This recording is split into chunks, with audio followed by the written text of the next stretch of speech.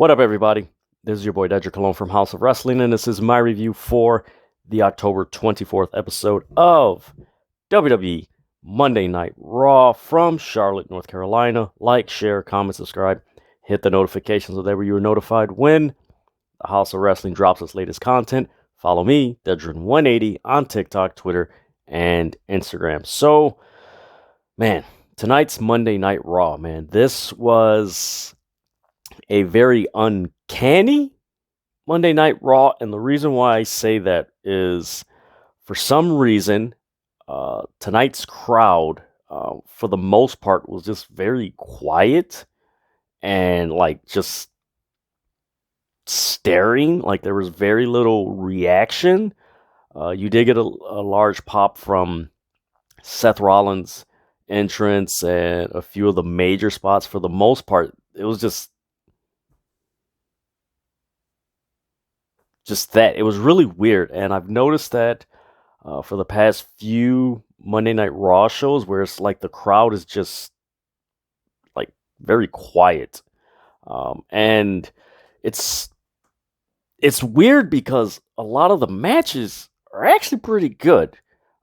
You can tell that under Triple H's time as being head of the creative, that they're adding a little bit more creativity and a little bit more, you could call it spots or what have you, in their matches. That's adding a little bit more. Ooh, okay, okay. And you're seeing more of the wrestler's skill set being presented in these matches.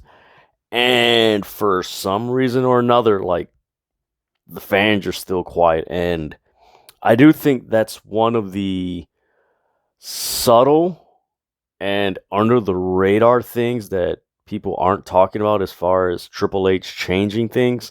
That's one thing they really do need to work on, because that's, you guys who watch my reviews know that one of my sticking points with a great wrestling show, no matter what company is if the crowd's into it, it makes the show even much more interesting. Case in point, WrestleMania Night 1, when Cody Rhodes returned, the reaction of that crowd and just feeling the enthusiasm and the excitement. Now, mind you, that's WrestleMania. You're going to have that. But even SummerSlam, you go back to the Brock Lesnar spot, or even the opening moments of SummerSlam, the first match when Bayley, Dakota Kai, and Io Sky showed up, the crowd was into it, and it made that event so much more interesting. The Madison Square Garden Monday Night Raw show, when the OC returned, the crowd was into it, and it made it much more enjoyable to watch. And for some reason, man, I don't know, it's weird. I don't know. It's hard to pinpoint what WWE has to do.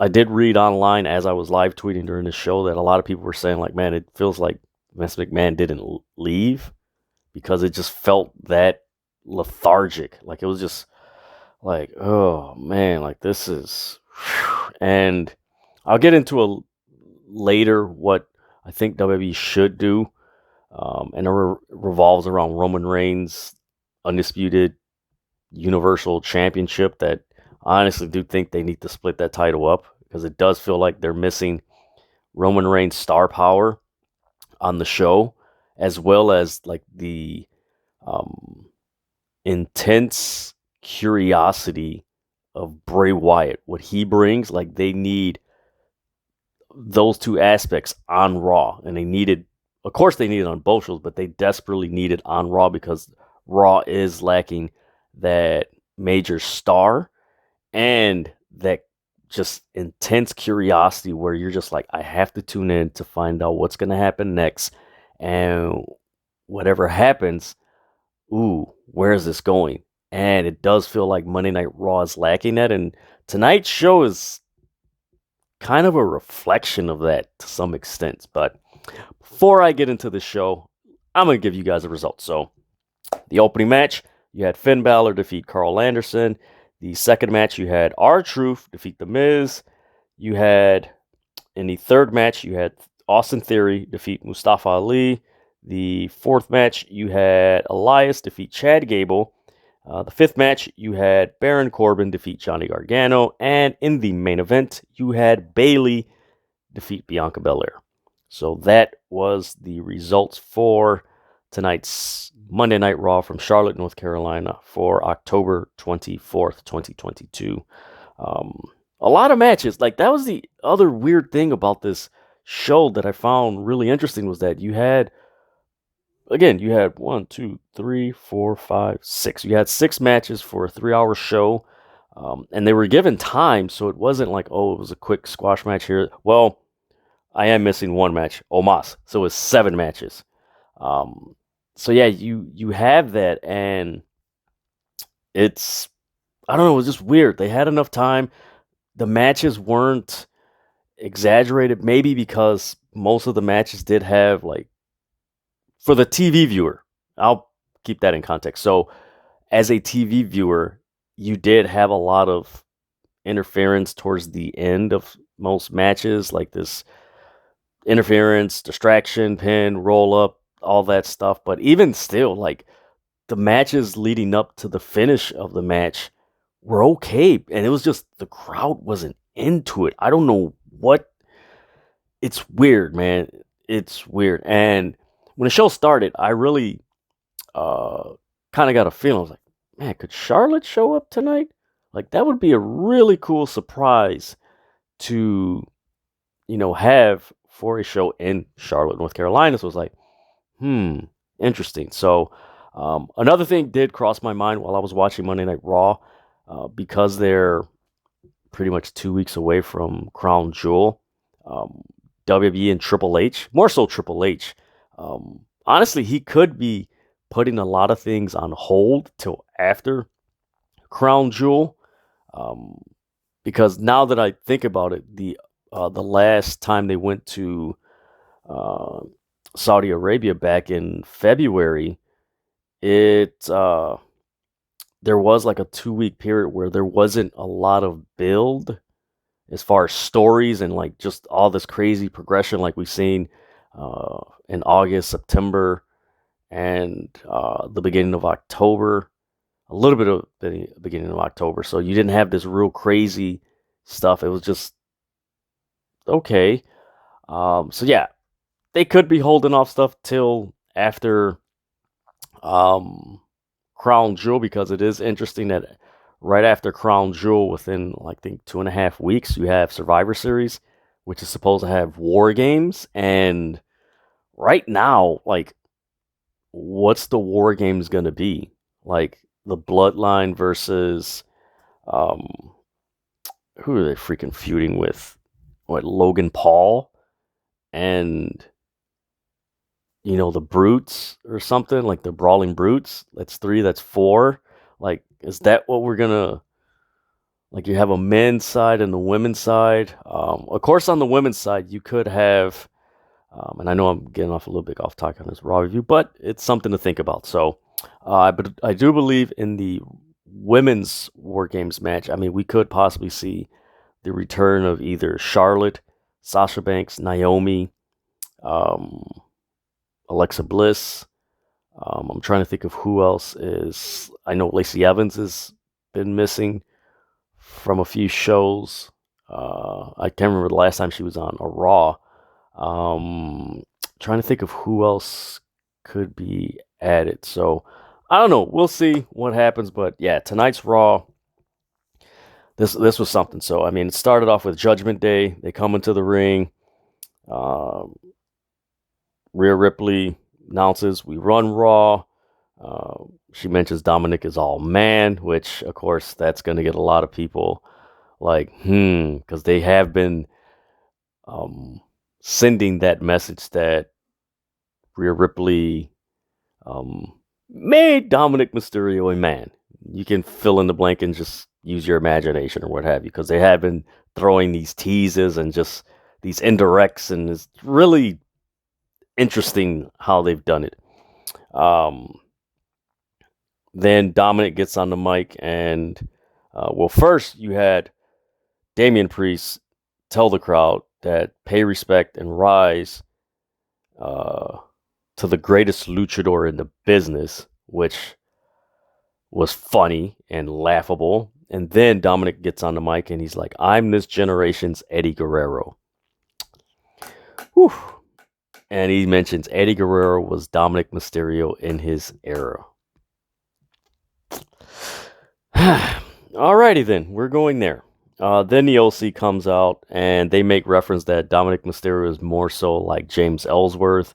And you hear Doc Gallows like, yeah, no chin. And it's like, oh my God, that's so freaking hilarious. And I don't want to get more into who Dominic Mysterio is, but this segment was okay. I didn't mind it. I mean, you got your most recently debuted guys showing up when the LC, Doc Gallows, and Carl Anderson. Why wouldn't you start the show off with? They already have a buzz surrounding Carl Anderson and his appearance at New Japan Autumn for November 5th, which he did an interview and was like, nope, not going. So you have that, and the New Japan president saying, well, we expect, him to fill his, appearance. So you have that. It makes sense to put them on first. Then you have Finn Balor with probably the line of the night, and he looks at the OC and he's like, everyone has been living off my legacy since I left that club. Ooh, that's some good stuff. You can't, again, semantics, fan base, oh, well, this or that. I mean, it is a good thing to throw out there to get people talking like, ooh, is he right? Is he wrong? Like, wait a minute, but, this guy took it to another level and they showed, the Bullet Club sold more shirt during this area. And it just gets people talking and everything. I thought the line was fun, considering what the storyline is. So I'm like, ooh, that's pretty good. And it does make sense. It does fit the storyline because technically Gallows and Anderson are still Bullet Club. They never got kicked out or anything. And Jay White's the leader. So it's kind of pretty cool that they mentioned that. So we get Carl Anderson, Finn Balor. It's a back and forth match. You get Carl Anderson with a nice neck breaker from the top rope. Then gets back and forth, and then you have Carl Anderson execute a freaking insane superplex, which was a beauty to see. You rarely see superplexes nowadays. It was something that was really popular in the late 80s, more so by Barry Windham, which, man, it's something beautiful to see a superplex, which is a suplex from the top rope from someone that's like 6'8", and they just like a long, like, man, it's so good. But man, he did a really good job with that move. Then you had after that you had AJ. There was a trip Dominic, and then he was thrown into the announce table by Damian Priest. And then you get the spot of the night. Rhea Ripley kicks. Did she kick or no? Yes, she did. Low blow Doc Gallows, and she body slams Doc Gallows. That crowd erupted for that. It was one of the few times that the crowd really showed any reaction or anything like that, which was impressive. Then you had Rhea Ripley, low blow Carl Anderson. Finn Balor got the pin, 1, 2, 3. So Finn Balor defeated Carl Anderson in this match. This was a pretty nice opening match for a Monday Night Raw. Just the story, it had this opening match had, the perfect storm of things surrounding it. You had a nice storyline that everybody's talking about. You got a wrestler that everybody's talking about. You got a heel. Well, they're all heels in Judgment Day, but you have Dominic Mysterio, who's gonna get a crowd reaction. So you had all these elements. Everyone's happy that the OC, most of the WWE universe is, excited that the OC's back. So you have all this in the opening segment, which made for a very entertaining opening match. I liked it. I enjoyed it. I'm a big fan of the Bullet Club and the whole history and the lore and all the members in Bullet Club. So for me, it's like, nah, I enjoy it. This is fun. Then from there, they get a recap of The Miz and Gargano and Miz attacking Loomis. Then you got Gargano and The Miz run into each other, and the Miz tells Gargano, "What do you know?" And Gargano's like, "There's nothing to know." Like, he's playing these back and forth games. Like, I know what you know. I don't know. Well, I don't know what you're talking about. Like, he's playing with the Miz's mind, which is an okay storyline, but like from what Gargano did in NXT with the way and what he's doing now, like this is kind of like a step down. Me personally, that's what it feels like. That it's just a step down. Um, this with him being involved with the Miz and now somewhat subtly associated with Loomis and Ciampa. It's like, okay, like where is this going? Like, just put the way back together. Then you had a promo from the Miz, and he says, I've been keeping a secret, and I will reveal it at a time. So now that adds more like, okay, what is the secret? What is this going on? Then you had him mention that Loomis was jealous of Ciampa getting the opportunity to be with the Miz. And Gargano comes out and he's like, Ciampa isn't missing. I just text him. He's injured. And tell the real truth. Then R-Truth comes out, basically challenges Miz to a match. So now we have the Miz versus R-Truth. Cool thing that they mentioned during this match that call back to when R-Truth and the Miz were as a tag team and they faced John Cena and The Rock in 2011's Survivor Series, which that was the main reason why people wanted to see that match, because it was so hyped and everything.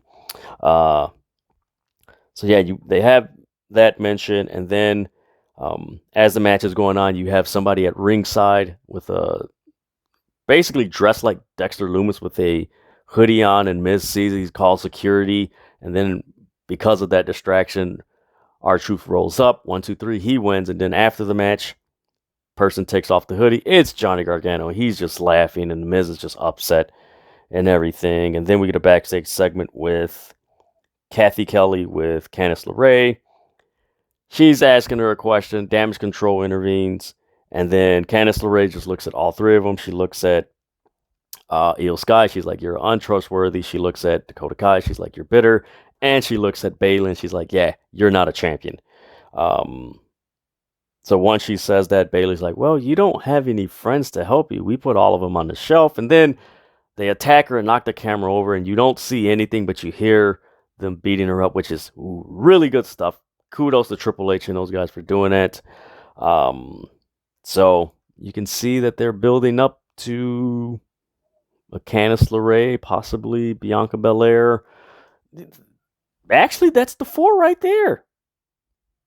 Bianca Belair, Candice LeRae, Asuka, and Alexa Bliss. Is that the 4? We'll see. And then, especially after what happened tonight, things could get very interesting. So, after that, we get a backstage segment with Elias and Riddle. This was freaking funny. Elias is walking. He sees Riddle banging on his bongos, and, Riddle's apologizing, and Elias is like, "Well, you don't have to apologize." And then Elias tells him this, and this is very key. If this happens again, I won't be so nice. It's like, ooh, so interesting. So if you go back and watch, Riddle's banging on the bongos, and you see Elias has his guitar, and he's going like this as if he's subtly going into the motion of he's going to hit Riddle with the guitar. So it's like, ooh, okay, are they subtly teasing a heel turn from Elias? Which, me personally, I'm tired of Elias being a heel. Like, he gets a good crowd reaction. Just go with it. Like, just make him a face. Like, the crowd chant, like, why would you put him as a heel when the crowd gets behind him? Like, him as a heel, and by him, I'm referring to Elias. Like, when he's a heel, like, it's cool maybe the first couple of weeks, but then after a while, it's like it becomes like the creativity in the story becomes dry, where it's not interesting. It's just like, all right, he's gonna do the healer stuff. All right, yeah, he's gonna do this, but him being a face, it's like, ooh, okay, like almost, I would say, like if you're gonna turn him, like keep him as a good guy, but like kind of like how Jeff Jarrett was when he had the guitar with Deborah, like just hitting people, where he was basically a face, just hitting people with the guitar. So you got Alpha Academy. That leads to Elias challenging Chad Gable, and Gable's like, "No, Otis is ready to, he eats pieces of crap like you for breakfast." And call back to Happy Gilmore line with Scooter McGavin, which is funny in the movie, but here it was just like, all right, okay, we see what you're doing. Then we get the match between Austin Theory and Mustafa Ali. Both men come to the ring, and then Seth Rollins. Seth Rollins, Mr. Monday Night, comes out, and I am sorry. Seth Rollins' entrance on Monday Night Raw is the most entertaining entrance in all of WWE, because when he comes out, the crowd is singing along his entrance theme.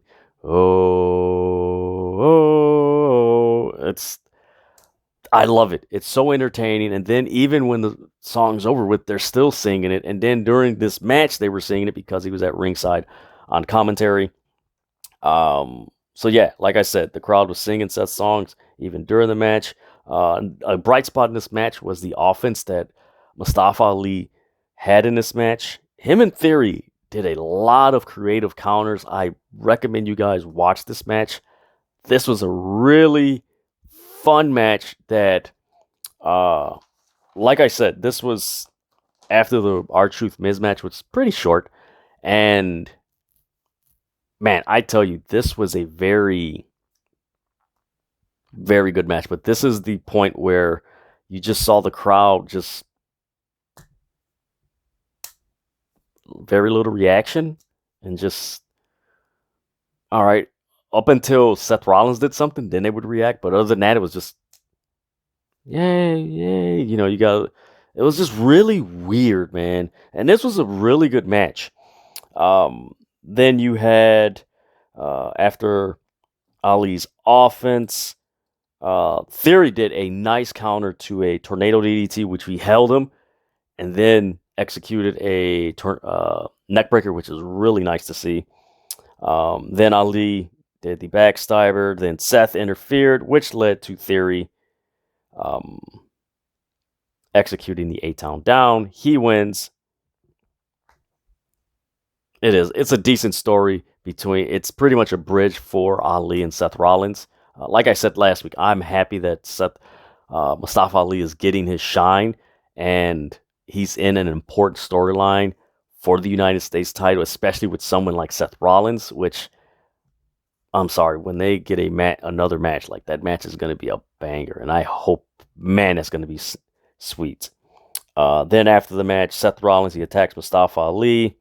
Then afterwards, Seth beats him in the crowd. Then Seth Rollins is walking to the back, and all out of nowhere, Ali just attacks Seth Rollins and just beats him down and everything. So we're getting a good feud in Seth Rollins and Mustafa Ali, which is going to get somewhere, which is that, for me, that's the workman's feud, where the guys that can go in the ring, like, this is going to be a feud that's going to be really good. We know Mustafa Ali he got some line, he can talk and everything. So this is going to be really interesting how this plays out going forward. But I'm really excited with what they're potentially could do with Mustafa Ali, which is always fun. A lot of people have been rooting for him to,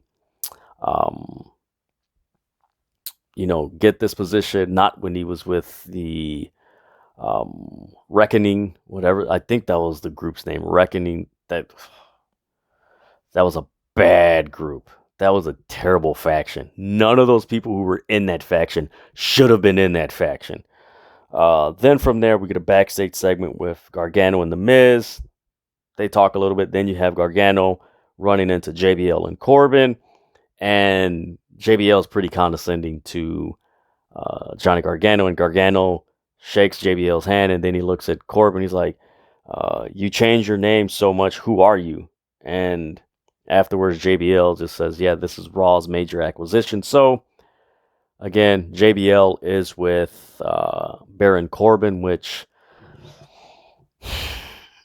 again, after, like I said, the Austin Theory Ali stuff, like this crowd was just, the reaction was just very low to like quiet and non-existent. Like it was just very weird. Then you had a video package of Damage Control and Bianca Belair from last week.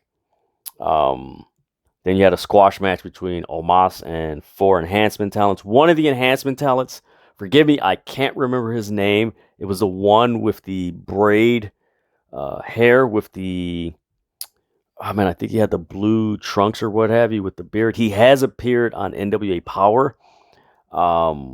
Zany, something Zany, Crazy Zany or something like that.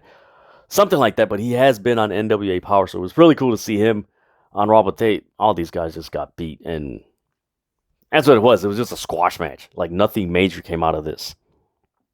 Then you had a backstage shot of Elias coming to the ring. And then we had Elias versus Chad Gable. Again, another match that was pretty decent. Like these guys now under Triple H, they're really adding, like I said, a lot of creativity to their matches. But for some reason that doesn't make any sense, the crowd reactions were very low to like quiet, where you're just like, me as a viewer, I'm just like, man, why is this crowd not like getting into this? Like these wrestlers aren't boring. Like what they're doing in this match isn't boring. This is like really like, oh man. And again, this is something that WWE and Triple H really have to work on, because you see more of the crowd reaction on SmackDown, but for Raw, it's like, man, I don't know, man. It's night and day. It's night and day with the reaction from like SmackDown and NXT get those reactions, but for some reason, Raw the last couple of weeks has just been really, with the exception of the New York show, it's just really low to non-existent. But man, this was a really fun match. I mean, a lot of again counters. There was a nice counter from Gable into an ankle lock. Elias was on the top rope. He tried to do a Hurricane Rana, and Gable caught him. He lifted up, hit the floor, put him in that was a nice ankle lock. Then you had Elias counter moonsault with the knee. Then from there, you just had counter. Like, watch the match. Like, these counters were really creative.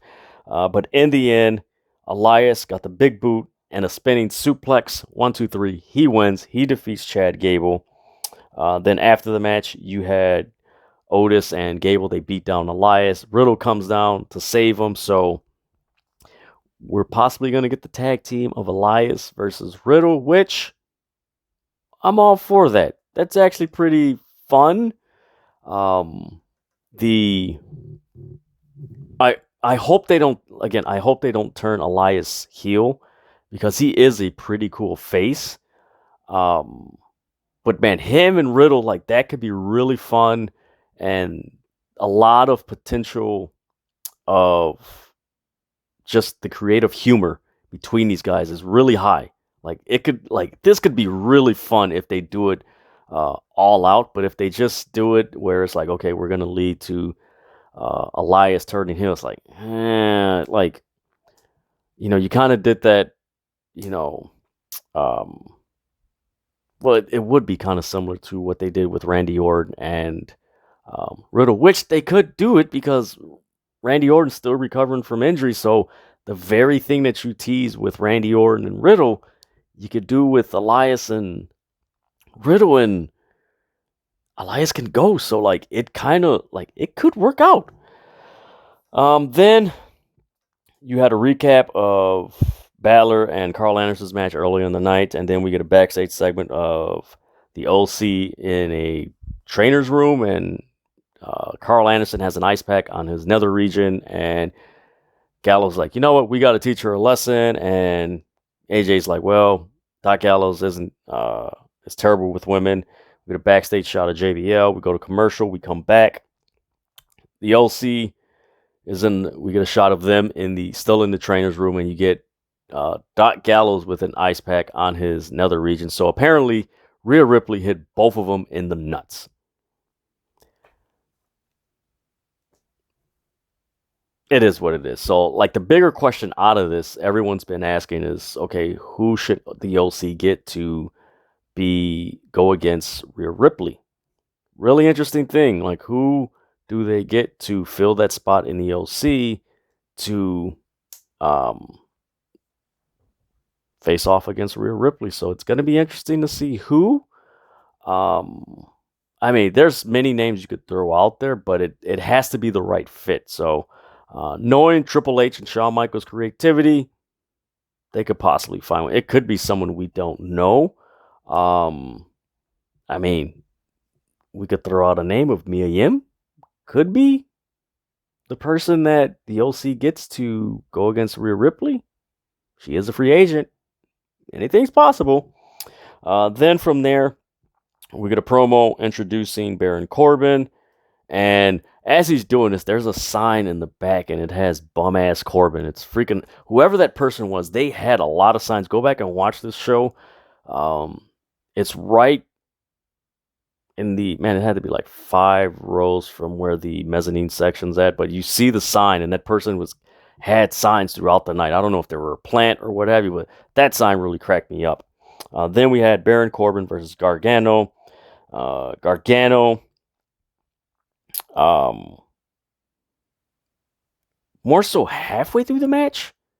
Towards the end of the match, yeah. It was more so towards the end of the match. Gargano, he gets on top of the announcer's booth, and the announcers, they get up and they're looking and everything. Gargano looks at JBL's hat. He gets it. Then he starts dancing. Then he does a tornado DDT in the hat. And then he kicks Corbin. And then as he's about to execute another move, JBL sweeps his leg under. He hits the apron. Then that allows Baron Corbin to hit the end of days. 1, 2, 3. Baron Corbin wins. So we got Corbin and JBL and Gargano, that beef with The Miz. So honestly, I think we might be getting the subtle hint that even with Survivor Series having War Games, we could be giving Survivor Series style matches, which I'm all for. And honestly, if you think about it, we might get Survivor Series matches that lead to where the winners go to the War Games match. That could be something that they might be possible, because we don't really have a clear, 4-on-4 thing going on. Like, we could have like the winners and losers of the Survivor Series matches go on and wrestle in the War Games match, both men's matches and women's matches. So that's something to think about. Then we get a backstage segment interview with Bianca Belair with Kathy Kelly, and she's basically mentioned how she's outnumbered and it still don't matter. She's going to beat them up. Then we get back to another backstage segment with Gargano, who runs into the Miz. Miz gives him a card, and he's like, you know what? We should just put this nonsense behind us. And Gargano's like, you know what? Enough of this already. If you don't tell the truth, I will. And then he walks away. It's like, so what is it that Gargano knows that the Miz doesn't know? And like, it's an interesting story, but there is like things that kind of don't mesh, because the Miz is like, I don't know what you're talking about. And then, granted, the Miz character is a liar, but like, it just, something's off. I hope the payoff isn't something hokey. So that's what I hope. I hope it's nothing hokey like what we had last year with Vince McMahon teasing The Rock, and we get the egg from The Rock's movie with Ryan Reynolds and Gal Gadot back in November of 2021. So I don't know. We'll see what happens. So then we get a video package of Brock and Lashley hyping up their match for Crown Jewel. Then we get the main event, Bayley versus Bianca Belair. It started off with mat wrestling. Then halfway through the match, Bayley attempted a KOD, which was reversed into a suplex by Bianca Belair, which was a sweet move to see. Then you had Bianca Belair and Bayley. They were outside, and she wound up powerbombing Bayley into the table, then ramming her into the ring post, and then kind of like having her in the press and like hitting her face on the apron. So it was like 1, 2, 3. It was a nice sequence of moves that she did on Bayley. Then you had Io Sky and Dakota Kai. They beat down Bianca. Bianca attempted to do the KOD. Didn't happen. Then out of nowhere, someone, as Bianca Belair got beat down, you have someone that we don't see their face or anything. They jump off the top turnbuckle and then just dive on Io Sky and Dakota Kai. We get back into the ring. Then Bayley pins Bianca Belair 1, 2, 3. She wins. And then the woman comes in, and it's, lo and behold, it's not Nikki ASH. It's Nikki Cross. Yes, Nikki Cross has returned to her old gimmick. She's back, and she beat the hell out of every woman, including Bayley, Bianca. Like, she beat the hell out of everybody. So, what's going to happen with Bayley? What's going to happen, Bianca? Nikki Cross? Like, how does this play out? There's a lot of questions on Raw. But the one issue I have with Monday Night Raw lately is, where is it going? Like, it's curious, but like, it's not an intriguing curiosity. It's like, okay, where is this going? But like, I'm really not intrigued by it because it's something that's not drawn me, as opposed to what's happening on SmackDown with Bray Wyatt, even with Liv Morgan snapping, which has got a lot of people's attention. So it's like, where, Ronda Rousey open challenge, like, that's intriguing, but like on Raw, it's just like a lot of things just coming across very flat. Like, the curiosity is just not at a very heightened level that just like, man, I really want to know what's going to happen. It's just more like, okay, let's see what happens, and all right. It breeds the